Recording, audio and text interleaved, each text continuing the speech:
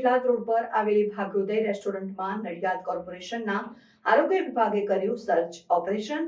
નડિયાદ મહાનગરપાલિકાની ટીમ દ્વારા search operation કરવામાં આવ્યું। નડિયાદ પેટલાદ રોડ પર આવેલી ભાગ્યોદય રેસ્ટોરન્ટમાં નડિયાદ કોર્પોરેશનના આરોગ્ય વિભાગે કર્યું સર્ચ ઓપરેશન।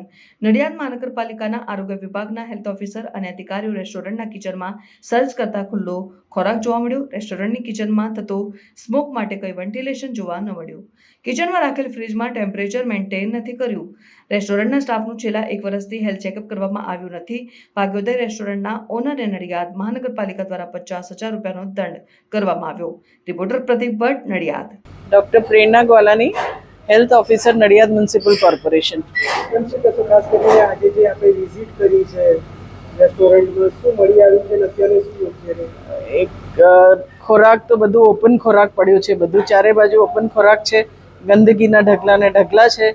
કનેક્ટેડ એરિયાઝ બી બધા જો ચારે બાજુના એરિયા છે એ બી બધા એમ બહુ જ ગંદકી છે।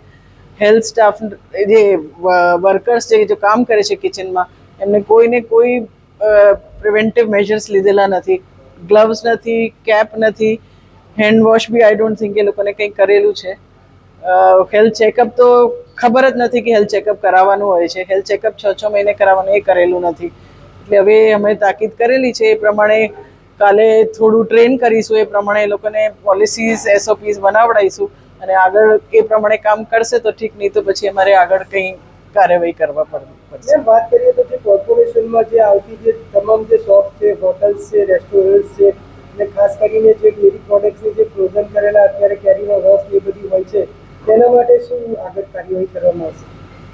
એ બધાને રૂબરૂ એ વિસ્તારોમાં એ હોટેલ્સ, શોપ્સ વગેરેમાં જઈને તપાસ થશે, એના ફૂડ સેમ્પલ્સ લેવામાં આવશે। એ પ્રમાણે ફૂડ ડિપાર્ટમેન્ટમાં એમનું ચેકઅપ થશે। એ ખાવા લાયક હશે તો ઠીક, નહીં તો પછી આગળની કાર્યવાહી કરવામાં આવશે।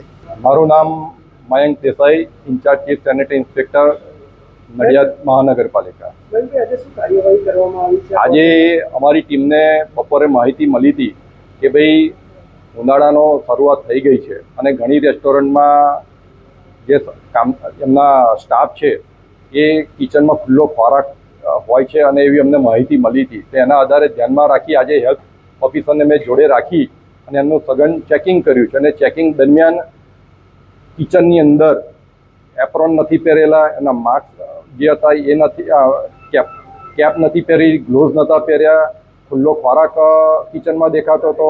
જે કિચનનું મેન્ટેન કરવાનું હોય એ કિચન મેન્ટેન કરતા નહોતા।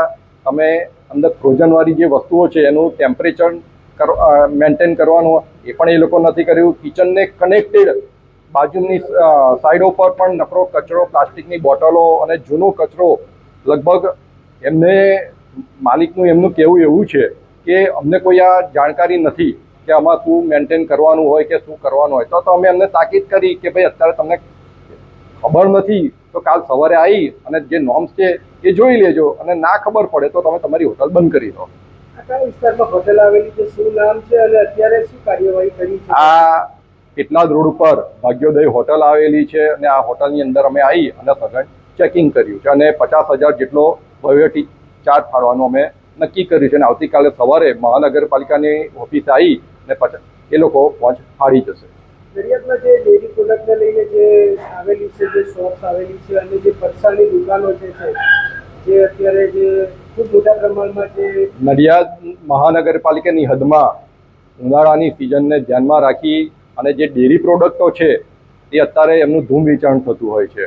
તો હું તમારા મીડિયાના માધ્યમથી હું કહેવા માગું છું કે આવો રીતે પ્રજાના સ્વાસ્થ્ય સાથે ચેડા ના થાય તેવી તમામ દુકાનદારો અને તમામ વિક્રેતાઓ જે વેચાણ કરે છે અને જે હોટલો, રેસ્ટોરન્ટો છે એ બધાએ પણ પોતપોતાના જે નોર્મ્સ છે ફૂડ એન્ડ સેફ્ટીના એ પણ એને મેન્ટેન રાખજો। નહીં કે આગળની કાર્યવાહી અમે અત્યારે તાકીદ કરીને અત્યારે વહીવટી ચાર્જ નક્કી કરે છે, પછી આવનારા સમયમાં જો આવું ને આવું રહેશે તો અમે એમની હોટલો, રેસ્ટોરન્ટો અને ફરસાણની દુકાનો કે ડેરી પ્રોડક્ટો હોય કે ડેરી ઉદ્યોગો એ બંધ કરવાની કાર્યવાહી હાથ ધરવાના છે।